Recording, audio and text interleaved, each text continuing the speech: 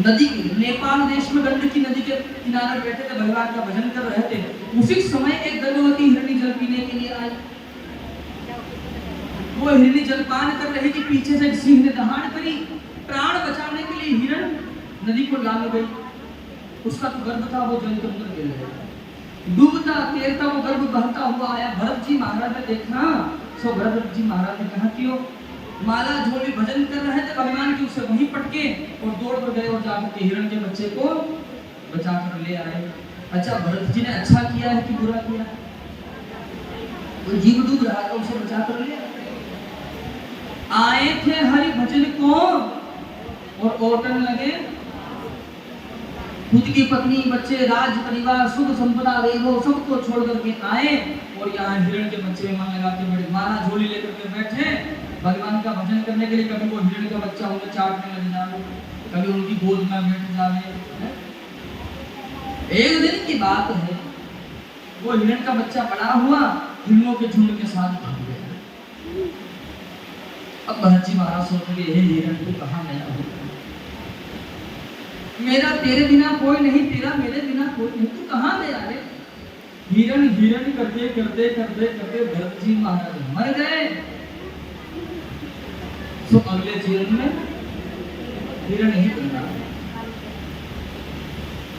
अंतमति सो गति। मृत्यु के समय आपका मन खाने पीने में रह गया तो बिल्ली बन के आना पड़ेगा। खाओगे नहीं तो गिरा तो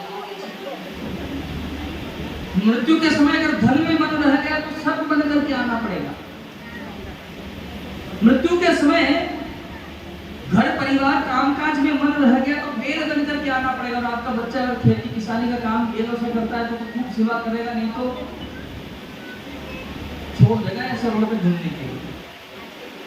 तो पता कौन सा ट्रक आवे, कौन सी गाड़ी आवे, तुमसे ले जाए। तो हमारी और हम तो कुछ नहीं भाई, वो हमारी बैल कौन है? पिता है। बैल सच में हमारा पिता है। मैं आपको पूर्व में कथा समझ रहा हूं। एक गैया और बैल का वध कलयुग करना चाहता है। परीक्षित जी ने पूछा कि इनका वध क्यों कर रहे हो? ये गैया कौन है? पृथ्वी का अवतार। और बैल कौन है? वो धर्म का अवतार। तो धर्म तो हमारा पिता है। हमारा बैल कौन है? धर्म का अवतार है बैल, वो पिता है। और वो पिता की और माता की क्या दुर्गति हुई? और फिर हम सोचे कि हम सुखी हो जाए, भूत होता भविष्य।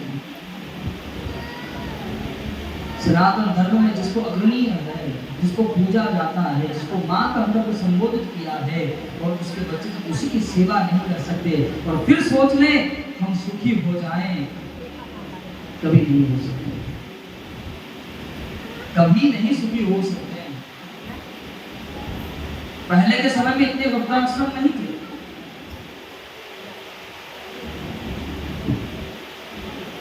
गौ माता अपने बच्चे से दूध बचाती है, हमको देती है, हम उस दूध को पी करके बड़े हो गए, पहलवान बन गए। उसके दूध को पी करके बड़े अच्छे मति वाले बन गए, अच्छे पढ़े लिखे करके अफसर बन गए। और हमने उसी गैया का, जब उस गैया को संभालने का समय आया और हमने उस गैया को भटकने के लिए छोड़ दिया, तो वो गैया श्राप देती है कि आज मेरी सेवा करने का समय आया है, तूने मुझे भटकने के लिए छोड़ा, तेरी जब यही स्थिति आएगी तब तू भी दर बदर भटक रहा होगा, मुझे भी कोई संभालने वाला नहीं होगा। देखो आज जहाँ तहाँ वृद्धाश्रम खुल रहे हैं, क्या उनके बच्चे नहीं है? उनके कर्म है, पूर्व में किए हैं सो अब भोग रहे हैं। ध्यान दीजिएगा, अब करोगे तब भोगोगे। इसलिए हमेशा हर समय इस बात का ध्यान रखें कि धर्म का आचरण करें, अपने द्वारा किसी को भी लेश मात्र भी दुख ना हो, इस बात का विशेष ध्यान रखें। और मन स्मरण भगवान के चरणों में स्वतः लगा कर रखे, प्रेम से बोलेंगे भरत जी महाराज हिरण हिरण करते करते मर गए, अगले जन्म में हिरण बन करके आए। लेकिन उनको इस बात का ज्ञान रहा कि मैं पूर्व जन्म में ऋषभदेव नंदन भरत था। एक हिरण के बच्चे में मन लगने के कारण मुझे हिरण बनना।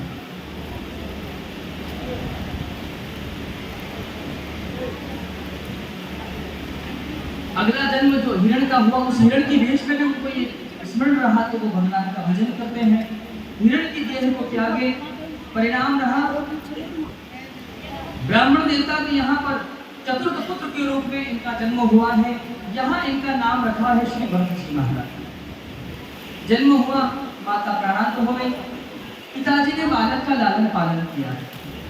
एक दिन की बात है, पिताजी जब नहीं रहे तो भाइयों के साथ रहने लगे।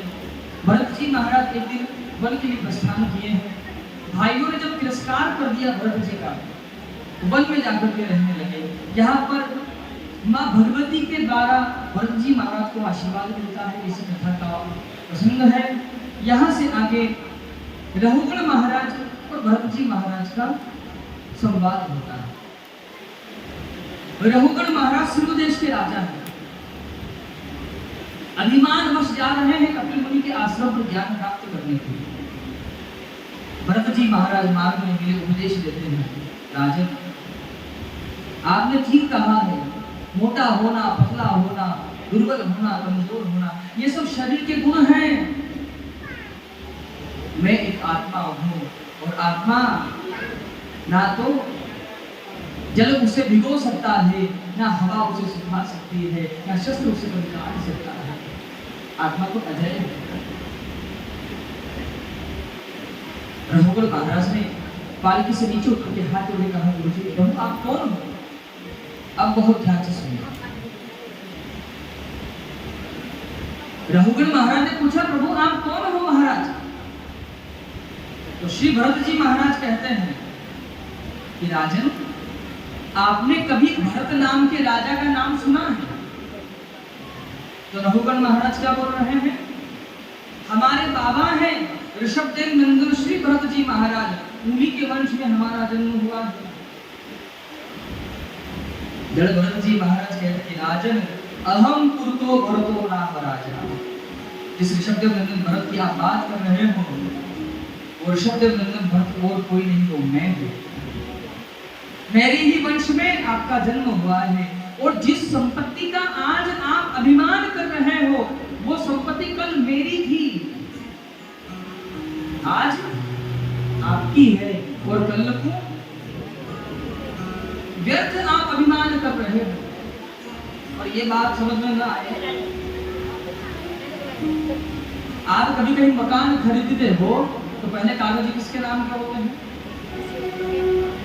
फिर वो मकान किसका हो गया? आपने खरीद लिया तब किसका हो गया? क्या हो गया? तो कल को आप, फिर भगवान ऐसा ना करे, आप अमर हो और कभी यहाँ से वहां चले गए तो फिर आपके बच्चे आएंगे तो फिर वो जमीन किसकी हो गई? तो अभिमान किस चीज? अगर आप कहोगे हमारी है तो मैं कहूँ तो बांध करके ले जाना वहां। चलो कागज बर्तन सब मिट्टी झट्टे लगे ये सब बांध करके पोटली रख दिया, ले जाओ। यही मिला है, यही छूट जाएगा, पर लेकिन अभिमान मेरा है। एक पशु को खेत से छोड़ो, वो भी सीधा घर आता है, और जहां उसको बांधते हो वहीं आके रुकता, वो कहता कि घर तो मेरा है। छत पर घूमने वाली छिपकली वो कहती घर तो मेरा है। उसमें रहने वाले व्यक्ति कहते कि घर मेरा है। आप कुत्ते बिल्लियां कहते घर हमारा है। आखिर ये घर है किसका? ये जो मिट्टी का बना है ये सबको दिखाई दे रहा है, लेकिन ये जो मिट्टी का चल रहा है, बोल रहा है, ये किसका है? ये तो हमने सोचा ही नहीं। प्रयास श्रीमद् भागवत महापुराण में जितने प्रसंग है सब बस यही संकेत मात्र करते हैं, कृष्ण के चरणारविंद का अनुसरण करना।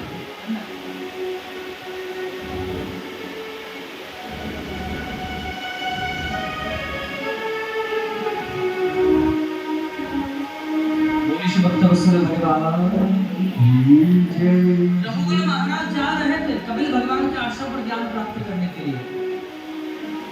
यहीं से लोग मेरे घर आ गए, अब आवश्यकता ही नहीं रही।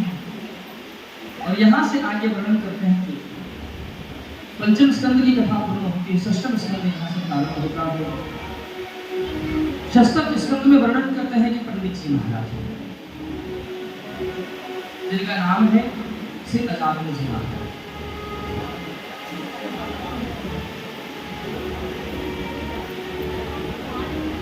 अजामिल जी महाराज एक ब्राह्मण देवता है, सब कर्म करने वाले, पूजा पाठ करने वाले, लेकिन एक दिन की बात है कि महाराज का संग बिगड़ गया।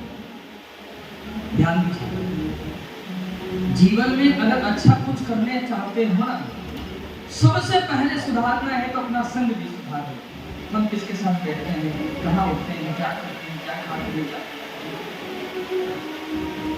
पिता को चाहिए कि दिन भर वो अपने काम में व्यस्त रहे, लेकिन शाम के समय आकर के आपका बेटा कहाँ जा रहा है, कहाँ गया था, क्या कर रहा है, क्या खा रहा है, क्या पी रहा है, इस बात की जानकारी कर ले।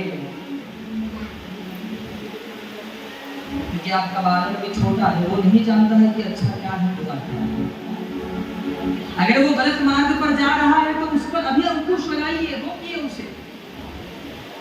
और माताओं को चाहिए आप अपने दिन भर काम में व्यस्त रहो, लेकिन एक टाइम ऐसा निकालो कि अपनी बेटी को अपने पास बिठा करके उसे घर के बारे में समझाओ, रिश्तों के बारे में समझाओ। घर में केवल पति पत्नी का ही होना परिवार नहीं होता है। परिवार का अर्थ होता है माता पिता होते हैं, सास ससुर होते हैं, देवर जेठ होते हैं, देवरानी जेठानी होती है,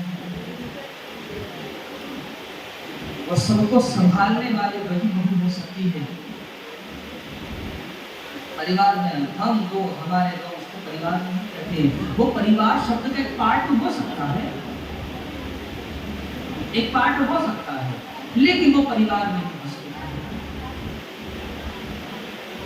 आपकी बेटी कहाँ जा रही है, कहाँ से आई है, उसकी फ्रेंड कैसे हैं, उनके संस्कार कैसे हैं, आपका बच्चा कहीं गलत मार्ग तो नहीं जा रहा है। आप अपने बच्चे को जानने का प्रयास करें। और मैं तो एक बात कहूँ, जिस बालक ने अपने मोबाइल फोन में पासवर्ड लगाया वही गड़बड़ है, गड़बड़ है वहाँ। भाई जिस लॉकर के अंदर सोना है उसमें ताला लगेगा। क्या कपड़े की अलमारी उसमें किसी ने ताला लगाया? लगाया किसी ने ताला? कभी कभी चूहे भी घुस जाते हैं उसमें, वो भी सोचते हैं हम देख के आप तक क्या व्यवस्था है। और जिसमें वो भरा हो भाई, उसकी चाबियां भी अलग अलग होती है, लोग भी अलग अलग होते हैं। तो भाई समझने का प्रयास करिए, आखिर में ऐसा क्या है जो इतनी सिक्योरिटी उसके। प्रयास करें, प्रयास करें, अपने जीवन में अच्छा संस्कार दे। पिता कहता है मेरा नाम करेगा रोशन जग में, मेरा राज दुलारा। पिता सोच रहा है कि बहू अच्छे घर से लेकर के आऊंगा, और घर की नौकरानी से ब्याह चाकरी बैठ गया। बताओ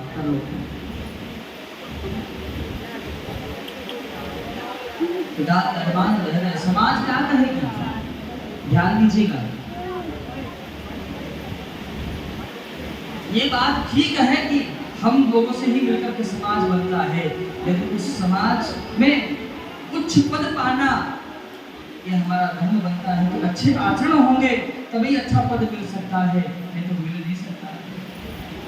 धन की बात ना करिएगा, धन तो आपके पास में कुछ नहीं है। गणिकाओं के पास उतना धन है कि आप कभी कल्पना नहीं कर सकते। धन पा लेने का नाम ही प्रतिष्ठा नहीं है, सम्मान पाने का नाम प्रतिष्ठा है। जिसका मान है, जिसका सम्मान है, जो सब उठा करके चल सकता है, वही सम्मान है। धन तो आज है और कल को चला जाएगा, क्या इसको नहीं समझा। अच्छे संस्कार दे।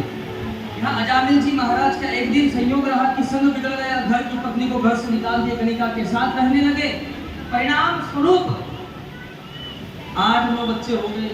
एक दिन की बात है कि गांव में संत महात्मा की टोली आई। संत महात्मा ने कहा भैया, गांव में कुछ लोग बैठे थे, उनसे पूछा कि यहाँ कोई महात्माओं की सेवा करने वाला कोई अच्छा घर है? मस्करी करने वाले लोगों ने कह दिया अजामिल का घर दिखा दे, वहां जाओ महाराज। अजामिल महाराज उस समय थे नहीं, गणिका थी। तो संत महात्मा टोली पहुंची, जाकर के भिक्षा मांगी। गणिका ने सूखा राशन दे दिया। अच्छा बताइए, मैं जो बोल रहा हूँ समझ में आ रहा है ना? थोड़ा सावधान रहेगा। सूखा राशन दे दिया, वहीं पर प्रसाद बनाए, भोजन ग्रहण किए, ठाकुर जी को भी भोजन लगाए महात्मा, और वहीं बैठ कर के गाने लगे, श्री राम जय राम जय जय राम, श्री राम जय राम जय जय राम, श्री राम जय राम जय जय राम, श्री राम जय राम जय जय राम। हाथ में लकड़ी चंदन की, ओ जय बोलो रघुनंदन की। हाथ में लकड़ी चंदन की, जय बोलो रघुनंदन की। श्री राम जय राम जय जय राम, श्री राम जय राम जय जय राम, श्री राम जय राम जय जय राम, श्री राम जय जय राम, श्री राम जय राम जय जय राम, श्री राम जय राम जय जय राम, श्री राम जय राम जय जय राम, श्री राम जय जय सिया राम। अब जैसे ही अजामिल महाराज ने झांझ बजीरे की आवाज सुनी, दौड़ा आया, और महाराज बंद करो बंद करो बंद करो। महात्मा लोग भी हल्के बंदे हो गए, देखा हुआ। अजामिल ने कहा, जानते नहीं मेरा घर है, नाम अजामिल है। महात्मा जी ने तो नाम सुना तो महाराज घबरा गए, सुनते आज भी दुष्ट ने यहाँ का भोजन कर लिया, निकलो मेरे घर से, ये तो तुम्हारी किस्मत अच्छी है, तो झांझ मदीने में छुड़वा दूंगा, ये भागो यहाँ से। महात्मा जाने लगे, लेकिन महात्मा से ही कहा कि महाराज आप भगवान का भजन करो। बोले वो हम नहीं कर सकते, लेकिन निकलो यहाँ से। अजामिल जी महाराज ने जैसे ये बात कही, महात्मा कहते कि भैया हम तो चले जाएंगे, लेकिन हमारी आपसे ये प्रार्थना है, अभी कितने बच्चे हैं? बोले 9 बेटा है। बोले आगे जब पुत्र का जन्म हो तो उसका नाम भगवान के नाम पर के आधार पर रख देना। बोले वो सब मैं कर दूंगा, लेकिन यहाँ से नहीं। महात्माओं के दिए हुए वचन के अनुसार अजामिल जी महाराज ने अपने आगे जो पुत्र हुआ उसका नाम रख दिया है नारायण। अब खाते पीते उठते चलते फिरते कहते, बेटा नारायण आओ भोजन करो, बेटा नारायण तुम कहाँ जा रहे हो, बेटा नारायण तुम जा कर रहे हो, बेटा नारायण आप सो रहे। एक दिन की बात है, अजामिल जी महाराज सो रहे थे, स्वप्न आया, स्वप्न में यम के दूत आए, उसको यम पास से बांध करके अजामिल जी महाराज को खींच रहे थे, चिल्लाया चीखा, बेटा नारायण मुझे बचाओ, बेटा नारायण मुझे बचाओ। अब वो बेटा नारायण तो आया नहीं, पिता नारायण आ गया, आगे पास काट दिया। नेत्र खुली, देखा तो कुछ नहीं। अब सोच रहा है कि स्वप्न में मैं तो अपने पुत्र को बुला रहा था, वो परमात्मा चला आया है, क्या मैं उसको बुलाता था वो नहीं आता? जिस भाव से आप उसे याद करोगे वो उसे भाव से आ जाए। तब से अजामिल जी महाराज भगवान के अनन्य भक्त होते हैं। ऐसी कथा का यहाँ निरूपण, यहाँ से आगे वृत्तासुर की कथा का वर्णन है, वृत्तासुर का उद्धार, और यहाँ पर ब्रह्म हत्या का परिणाम, ब्रह्म हत्या को 4 स्थान पर बांटी ऐसी कथा का यहाँ वर्णन उल्लेख है। कथा में 6वें स्कंद की कथा पूर्ण होती है, 7वें स्कंद प्रारंभ होता है। परीक्षित जी ने प्रश्न किया, गुरु जी आपने कथा में पूर्व में सुनाया था कश्यप जी महाराज की 13 पत्नियां थी, उसमें से एक पत्नी थी माता दीति, 2 पुत्र हुए थे, हिरण्याक्ष और हिरण्यकश्यप। हिरण्याक्ष का उद्धार प्रभु ने वराह अवतार लेकर के किया, तो हिरण्यकश्यप का क्या हुआ? जैसे ही ये बात कही सो वर्णन कर रहे हैं कि महाराज हिरण्याक्ष के छोटे भाई हैं हिरण्यकश्यप, इन्होंने देखा क्या कि नारायण ने छल से मेरे भाई का वध किया है, तो नारायण से बदला मैं जरूर लूंगा। और इनकी पत्नी है जिनका नाम है माता श्री कयादु। अब महाराज वर्णन कर रहे हैं कि ये समय गर्भवती है और महाराज अपने आप को अमर बनाने के लिए कहा गए हैं, अपने आप को अमर बनाने के लिए पहुंच गए हैं ये हिमालय के बदलाव में। और जाकर के वर्णन कर रहे हैं कि वहां जाकर के इन्होंने ब्रह्मा जी की तपस्या की और ब्रह्मा जी की तपस्या करने के पश्चात ब्रह्मा जी महाराज प्रसन्न हुए। ब्रह्मा जी ने कहा महाराज जो इच्छा हो सो मांगो। जैसे ही ये बात कही तो इन्होंने एक ही बात कही, अगर देना चाहते हो एक बात दे दो महाराज, एक वरदान दे दो। बोले क्या? बोले हम अमर हो जाएं, बाकी कुछ नहीं चाहिए। ब्रह्मा जी महाराज घबरा गए, सब कुछ दे सकते हैं लेकिन अमर होने का वरदान और कुछ मांग लो। तो इन्होंने बात को घुमा फिरा के रख दिया। इन्होंने कहा कि अगर देना चाहते हो तो अमर होने का वरदान नहीं दे सकते हो महाराज, तो कोई बात नहीं, हमको ऐसा वरदान दे दो कि न दिन में मरे, न रात में मरे, न घर के अंदर मरे, न बाहर मरे, न अस्त्र से मरो, न शस्त्र से मरे हम, न नर से मरे, न हम पशु से मरे, 12 महीनों में हमारा वध नहीं होवे। और ब्रह्मा जी से अंत में कहा कि आपकी बनाए हुई सृष्टि में किसी के भी 12 मेरा वध नहीं होवे। अब तो अमर हुआ कि नहीं हुआ? अपने आप को अमर बना करके ब्रह्मा जी महाराज डरते डरते कहते था और मन में तो डर है, पता नहीं करेगा क्या। आ गया आकर ये राज्य अपना संभाला। माता कयादु के द्वारा एक पुत्र का जन्म हुआ जो भगवान के अनन्य भक्त हुए। बोले भक्तराज प्रहलाद जी महाराज की जय हो। प्रहलाद जी महाराज का प्राकट्य हुआ है। आगे वर्णन कर रहे हैं सुखदेव बाबा की महाराज। पूरी दुनिया के लोग इस हिरण्यकश्यप को ही भगवान मानने लगे, लेकिन अकेले प्रहलाद जी महाराज भगवान श्री नारायण को भगवान मानते हैं। दैत्य गुरु शुक्राचार्य जी के पुत्र है षंडक और अमर्त्य। वहां दैत्यों की शिक्षा सीखने के लिए उनको भेजा गया, तो वहां से लौट करके आए। पिताजी ने गोद में बैठा करके पूछा बेटा गुरु जी के वहां से क्या सीख करके आए हो? तो बोलते पिताजी श्रवणम कीर्तनम विष्णु स्मरणम पाद सेवनम अर्चनम वंदनम दास्यम सख्यम आत्मनिवेदनम। नवदा भक्ति का दान दिया है। दासरी आप अनन्यता के साथ में भगवान का स्मरण कीजिए, भगवान का ध्यान कीजिए। जैसे ही अपने पुत्र के मुख से शत्रु का नाम सुना तो गोद से उठा के नीचे फेंक दिया। गुरु पुत्रों को डांट लगाया। प्रहलाद जी को पहाड़ों से भिजवाया गया, नाकों से डसवाया गया, काल कोठरी में रखे, लेकिन जाको राखे साइया मार सके नहीं कोई, बाल न बाका कर सके चाहे जग बेली हो। जिसकी रक्षा करने का दायित्व तो भगवान ने लिया हो, भला उसका वध कौन कर सकता है? प्रहलाद जी महाराज की बुआ जी प्रहलाद जी को गोदी में लेकर के अपनी स्नान करने के लिए पधारी। सो जल करके स्वयं समाप्त हो गए। क्रोधित हो गए हिरण्यकश्यप महाराज। प्रहलाद से पूछे प्रहलाद बता तेरा भगवान कहाँ है? बोले पिताजी जिस ओर नजर डालूं मेरा शाम नजर आए। मैं तो जहां देख रहा हूँ वहां मुझे मेरा भगवान दिख रहा है। एक खंबे की ओर इशारा किया, इस खंबे में तेरा भगवान है।